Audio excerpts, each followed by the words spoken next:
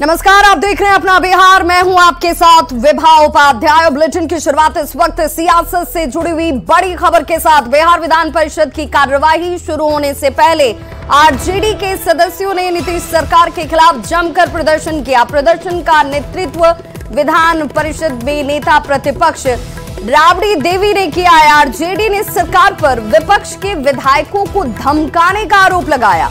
RJD के सदस्यों ने सृजन घोटाले को लेकर सरकार पर जोरदार हमला किया। तस्वीरें आपके सामने इस वक्त टीवी स्क्रीन पर तख्ती हाथ में लेकर आरजेडी के विधायकों का नेतृत्व करती हुई राबड़ी देवी आपको नजर आ रही होंगी।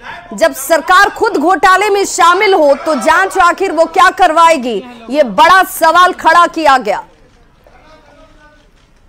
शांतिपूर्वक इसका विरोध किया तो माननीय मुख्यमंत्री जी सभी लोगों को बोले कि मैं आप लोगों को बर्बाद कर दूंगा, मैं बर्बाद कर दूंगा, और यह शब्द कई बार उन्होंने इस्तेमाल किया। तो भाई देखिए, इस तरह का जो आचरण उनका सदन में हुआ यह बिल्कुल अनुकूल नहीं था।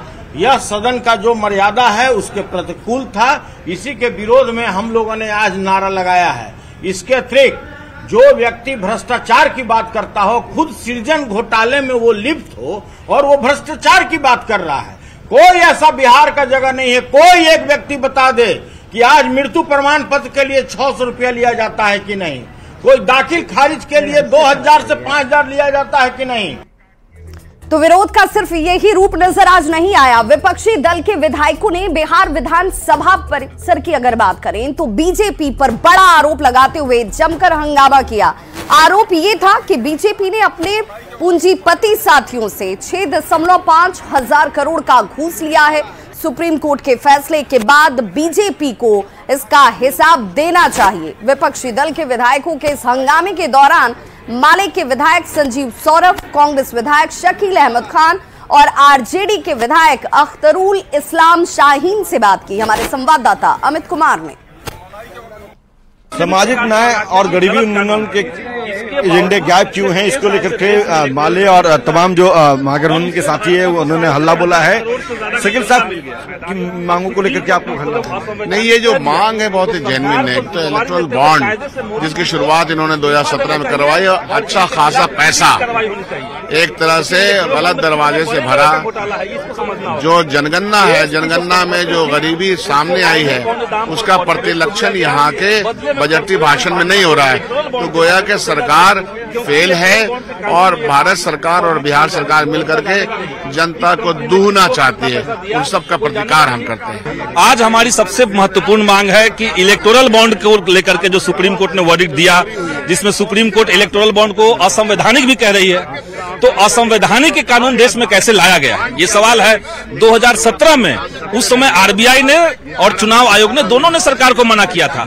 इसके बावजूद ये कानून देश के ऊपर थोपा गया और परिणाम सामने है कि 6,500 करोड़ से ज्यादा चंदा अकेले भाजपा को मिला।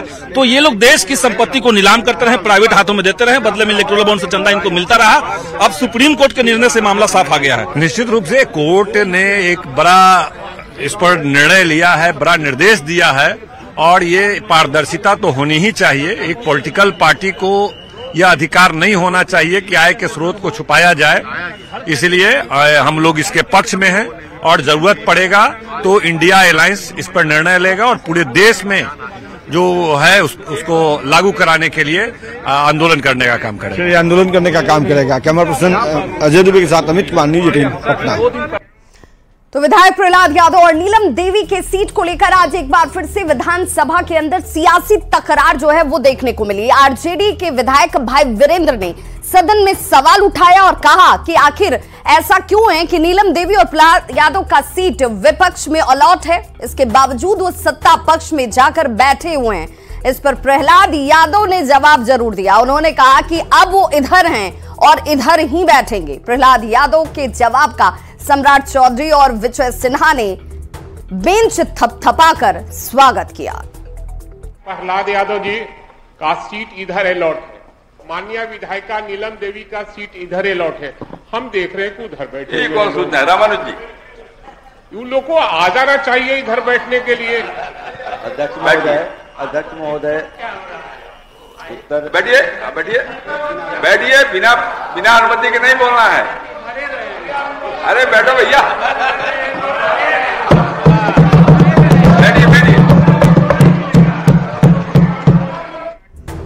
वहीं तेजस्वी यादव के जन विश्वास यात्रा पर डिप्टी सीएम सम्राट चौधरी ने जमकर निशाना साधा है। सम्राट चौधरी ने कहा कि पहले तेजस्वी को लूट यात्रा निकालनी चाहिए।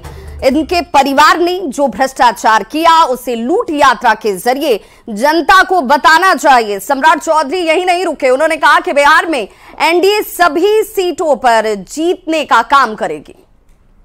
पहले उनको लूट यात्रा निकालना था।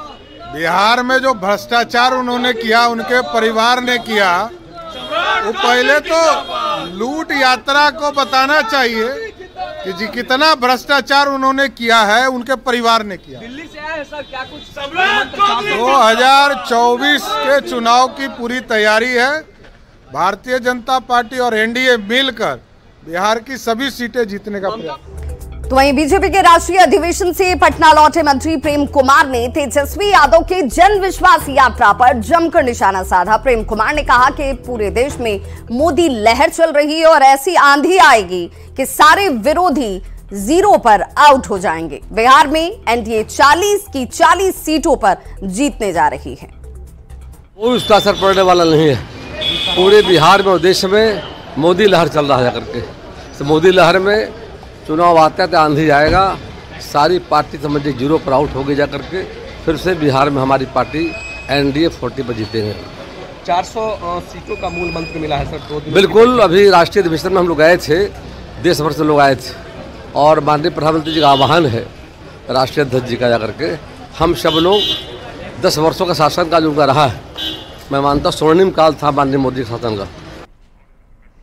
तो वहीं एआईएमआईएम ने सीमांचल में लोकसभा चुनाव की विशेष तैयारी की है। पार्टी के प्रदेश अध्यक्ष अख्तरुल ईमान ने कहा कि किशनगंज से वो खुद चुनाव लड़ने वाले हैं। इसके अलावा सीमांचल की अन्य सीटों पर भी चुनाव लड़ने की तैयारी चल रही है। पार्टी ने यह तय किया है कि लोकसभा चुनाव बिहार में कई सीटों पर चुनाव लड़कर जीत कर हासिल किया जाएगा। वहीं एआईएमआईएम के दावे पर बीजेपी विधायक ने जोरदार हमला किया और कहा कि उन्हें सिर्फ एक खास धर्म से मतलब है।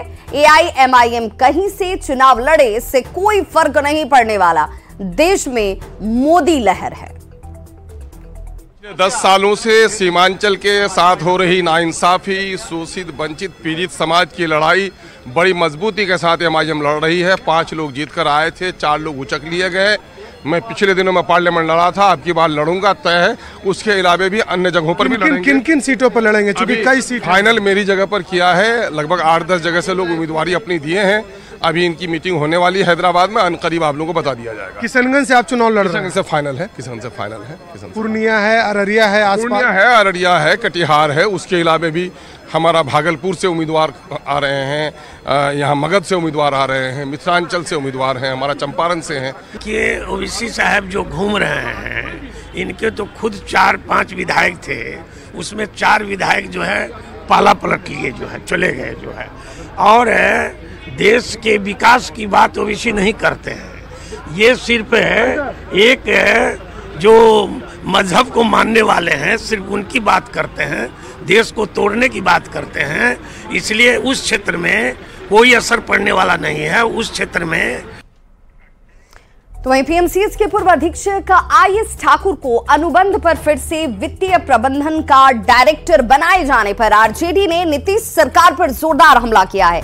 आरजेडी के विधायक मुकेश रोशन ने सरकार और स्वास्थ्य विभाग के एक आईएएस पर मोटी रकम लेकर फिर से वित्तीय प्रबंधन का डायरेक्टर बनाए जाने तक का आरोप लगाया। नीतीश कुमार जी का और उनके जो आला अधिकारी हैं उनका पीएमसीएच के सुपरिटेंडेंट का जो पदस्थापना किया गया है, रात के अंधेरे में 31 जनवरी 2024 को पीएमसीएच के सुपरिटेंडेंट डॉक्टर आईएस ठाकुर का रिटायरमेंट होता है और रात के अंधेरे में फाइल मंगा करके और सारे नियम को ताक पर रख करके पढ़ते अमृत और उस विभाग के कई पदाधिकारियों के द्वारा नीतीश कुमार के देखरेख में संविदा पर उनको फिर से रख लिया जाता है। और आज मुख्यमंत्री नीतीश कुमार इलेक्ट्रिक कार से विधानसभा पहुंचे। सीएम ऑटोमेटिक इलेक्ट्रिक कार से पहली बार विधानसभा परिसर पहुंचते हैं। सीएम नीतीश के साथ डिप्टी सीएम सम्राट चौधरी भी कार पर सवार थे और ये विधानसभा परिसर पहुंचने की तस्वीर इस वक्त आपके सामने, जहां पर इलेक्ट्रिक कार के जरिए ये विधानसभा पहुंचने की तस्वीर आप देख रहे हैं, जिसके पीछे एक मकसद है। किस तरीके से अब यहां पर रोजगार का सृजन हो, जिसमें इलेक्ट्रिक कार के मैन्युफैक्चरिंग से लेकर इसमें उद्योग को बढ़ावा देने तक के स्थितियों की चर्चा बार बार की गई है। सीएम नीतीश पहले दूसरे इलेक्ट्रिक कार से चल रहे थे। सीएम नीतीश की नई गाड़ी काफी लग्जरी और बड़ी है।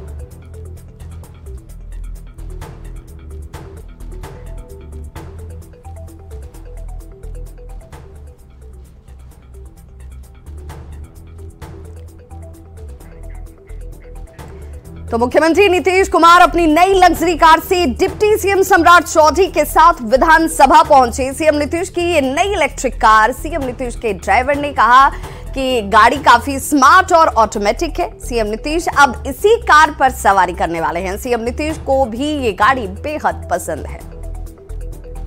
इलेक्ट्रिक कार को बढ़ावा देने के लिए मुख्यमंत्री नीतीश कुमार बैटरी कार का इस्तेमाल करते हैं और देखिए एक बार फिर से उनकी जो गाड़ी है वो बदल गई है। जिस कंपनी की गाड़ी से मुख्यमंत्री चलते थे, अब उसी कंपनी की दूसरी गाड़ी, मतलब ये कहा जा सकता है कि एक नया मॉडल जो है उस मॉडल से अब मुख्यमंत्री नजर आएंगे। और कुछ दिन पहले जब इलेक्ट्रिक गाड़ियों का एग्जीबिशन लगा था, तो उस वक्त मुख्यमंत्री नीतीश कुमार उस एग्जीबिशन में गए थे और इस गाड़ी में उन्होंने बैठ करके भी देखा था। और ख़ास तौर पर देखिए ये जो गाड़ी है, ये आज इस गाड़ी में मुख्यमंत्री और उप मुख्यमंत्री दोनों बैठकर यहाँ पर पहुँचे हैं। जो देखिए जो गाड़ी की हम एक तस्वीर जो है वो अंदर से भी दिखाएंगे।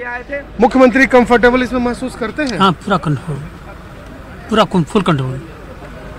मुख्यमंत्री को ये गाड़ी पसंद है? हाँ, पसंद है, तब तो लिए।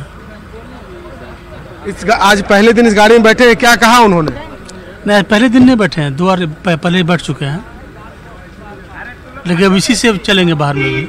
अब पटना से बाहर भी जाएंगे तो इसी गाड़ी से जाएंगे? माने जो होगा लोकेलिटी में, माने 100 किलोमीटर रेंज में जो होगा ना, तो उस रेंज के हिसाब से जा सकते हैं। उनके कंफर्ट के लिए ठीक है ये गाड़ी? एकदम बहुत कंफर्टेबल है। क्या क्या खासियत है इस गाड़ी की? फुल्ली ऑटोमेटिक है। इसका ऊपर से छत वगैरह भी खुल जाता है? हाँ, खुल जाता है। तो देखिए फुल्ली ऑटोमेटिक यह गाड़ी है और इस गाड़ी में अब बिहार के मुख्यमंत्री नीतीश कुमार सवार हो चुके हैं। और कहीं ना कहीं मैसेज ये है कि जो इलेक्ट्रिक गाड़ियां हैं उन गाड़ियों को कैसे प्रमोट किया जाए, और इसी को देखते हुए इसके पहले से ही मुख्यमंत्री नीतीश कुमार इसी इलेक्ट्रिक गाड़ी का इस्तेमाल करते रहे हैं। कैमरा पर्सन दीपक के साथ शैलेंद्र, न्यूज़ 18 पटना। तो पटना से बड़ी खबर आ रही है, जहां पंचायत समिति सदस्य और जिला परिषद सदस्यों के मानदेय बढ़ाने पर सरकार अब विचार कर रही है। डिप्टी सीएम तेजस्वी बताते चले कि डिप्टी सीएम की तरफ से ये बार बार सम्राट चौधरी की तरफ से भी इसका जिक्र किया गया। आपको ये बताते चलें कि सम्राट चौधरी ने कहा कि मानदेय में इजाफे पर विचार जो है वो जरूर होगा। सम्राट चौधरी ने आश्वासन दिया कि सरकार जल्द इसे लेकर समीक्षा कर इस पर बड़ा फैसला ले लेगी। 3-4 हमारे जो सदस्य होते हैं, एक मुखिया होते हैं, उप मुखिया होते हैं, पंचायत सदस्य, वार्ड सदस्य होते हैं, सरपंच होते हैं और आपको उप सरपंच होते हैं। इसमें भी एक भाग है पंचायत समिति सदस्य और नगर परिषद सदस्य, जो हमारे वार्ड के हमारे जो वार्ड कमिश्नर होते हैं। तो इसमें सारे का तो मानदेय बढ़ा दिया गया। पिछला 15/1/2024 जब महागठबंधन की सरकार थी तो ये फैसला हुआ तो उनको दुगुना कर दिया गया।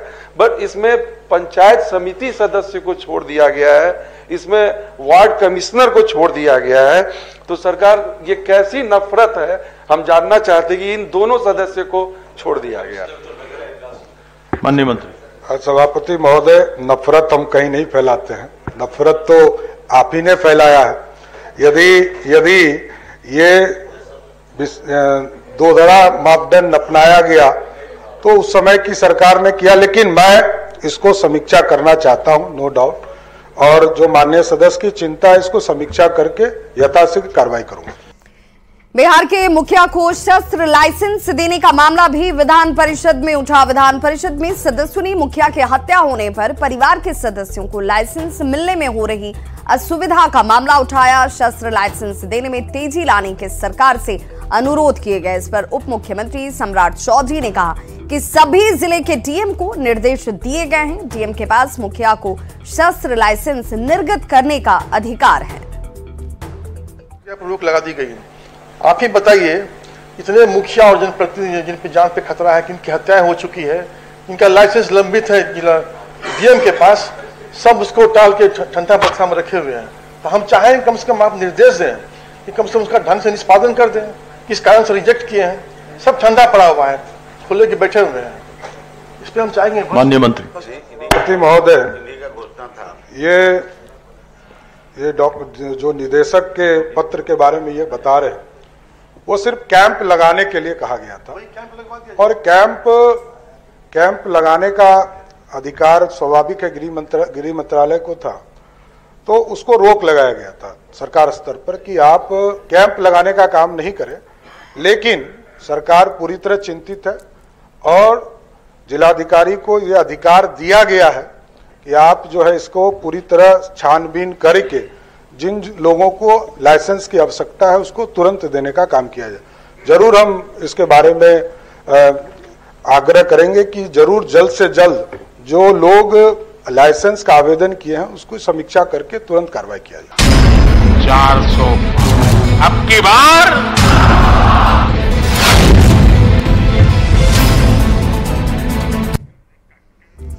तो प्रधानमंत्री नरेंद्र मोदी के 400 सीट पार वाले बयान पर सियासी जंग शुरू हो चुकी है। प्रदेश कांग्रेस अध्यक्ष अखिलेश सिंह ने कहा कि पीएम के बयान को हवाबाजी से ज्यादा कुछ नहीं समझा जाए। अखिलेश सिंह ने कहा कि आधा भी पहुंच जाए तो बहुत है। वहीं इलेक्टोरल बॉन्ड को लेकर अखिलेश ने बीजेपी पर जमकर निशाना साधा। अखिलेश सिंह ने कहा कि देश की संपत्ति को बेचा जा रहा है। उसमें 400 पार का मूल मंत्र दिया गया है। हाँ, तो उसके आधा भी पहुंच जाए तो ऊपर वाला है। अभी ये सब हवाबाजी चलने दीजिए, ठीक सर। इलेक्टोरल बॉन्ड पे सुब्रमण्यम स्वामी पीएम मोदी का इस्तीफा मांगे हैं, बोले हैं सर। अरे भाई, कांग्रेस पार्टी का जो स्टैंड था सर्वोच्च न्यायालय ने भी वही कह दिया। हम लोग पहले से इसका मुखालफत करते थे कि एक तरफ से लोगों को धंधा रोजगार उपलब्ध कराना और पीछे से इलेक्टोरल बॉन्ड के ये में पैसा लेना, तो ये बात कौन नहीं जानता था। अल्टीमेटली कांग्रेस ने जो कहा था उस समय, जिस समय ये बॉन्ड लाया जा रहा था, वही सच साबित हुआ और उसी को स्वीकृति सर्वोच्च न्यायालय ने भी दिया। बीजेपी के 2 दिवसीय बैठक के बाद बीजेपी के तमाम नेताओं का पटना पहुंचना जारी है। पटना पहुंचे विधायक श्रेयसी सिंह ने कहा कि इस बार 400 सीटों के पार का मूल मंत्र दिया गया है। बिहार में भी सभी सीट जीतने पर बीजेपी काम करेगी। डेफिनेटली देखिए, बिहार में नहीं है, भारत के सभी कार्यकर्ताओं के सभी जनप्रतिनिधि की बैठक थी, नेशनल कन्वेंशन था और निश्चित रूप से लोकसभा आने वाला है। इस बार का हम लोगों का टारगेट है कि अब की बार 400 पार, तो उसी के ऊपर कुछ प्रस्ताव थे जो पारित हुए, कुछ टास्क थे जैसे आपने कहा वो किया कि ये भारतीय जनता पार्टी का रूटीन काम है। इसी तरह से कन्वेंशन, प्रशिक्षण शिविर सब कुछ लगता रहता है। 400 पार इस बार मंत्र मिला है निश्चित रूप से। तो पीएम मोदी के अब की बार 400 पार वाले बयान पर बिहार की सियासत भी गर्म है। आरजेडी का यह कहना है कि बीजेपी 100 सीट भी नहीं जीत पाएगी, तो कांग्रेस ने पीएम पर झूठे वादे का इल्जाम लगा दिया। तो बीजेपी और जेडीयू का कहना है कि 400 सीट का लक्ष्य पाना संभव है, जनता एनडीए के साथ है। ये तो लोकतंत्र का मजाक है। 100 पार होने का ठिकाना नहीं है तो 400 पार की बात कर रहे हैं। इसी से पता चलता है कि ये भयभीत हैं और उनको ये डर सता रहा है कि इस बार जनता है होशियार और 100 भी नहीं होने देगी पार। सौगंध मुझे इस मिट्टी की, और क्या किया, टुकड़ों टुकड़ों में इस देश का माल बेचा और पवित्र मातृभूमि का एक हिस्सा चीन के हाथों बेच डाला। तो मोदी जी के संकल्प की बात छोड़ दीजिए, और अगर इस बार जनता ने उनका साथ दे दिया तो समझ जाइए भारत का सत्यानाश। क्योंकि आज इस देश के सामने सिर्फ 2 विकल्प हैं। पहला राजनीतिक विकल्प माननीय नरेंद्र मोदी जी के नेतृत्व में विकसित भारत का संकल्प लिए हुए भारतीय जनता पार्टी और उनके साथी, और दूसरा राजनीतिक विकल्प कांग्रेस, जो कि इस देश में भ्रष्टाचार, परिवारवाद और तुष्टीकरण की जननी है, वो और उसके साथी। माननीय नरेंद्र मोदी जी के सामने सिर्फ एक लक्ष्य है, भारत को विकसित करने का, भारत को विश्व मित्र और विश्व गुरु बनाने का। यदि एनडीए की तरफ से 400 पार के लक्ष्य की बात की जा रही है तो इसमें कुछ भी असंभव जैसा नहीं है। जनता के आशीर्वाद से इस लक्ष्य की प्राप्ति हो सकती है, क्योंकि एनडीए के कुनबे को जनता का आशीर्वाद प्राप्त है। और दूसरी तरफ इंडिया अलायंस वाले लोग हैं, जहां एक एक कर दल अलग होते चले जा रहे हैं। आपसी नूरा कुश्ती है, इसीलिए राजनीति में इनका हश्र बुरा होने वाला है। तो इस बुलेटिन में बस इतना ही, लेकिन न्यूज 18 बिहार झारखंड पर खबरों का सिलसिला लगातार जारी है। अब की बार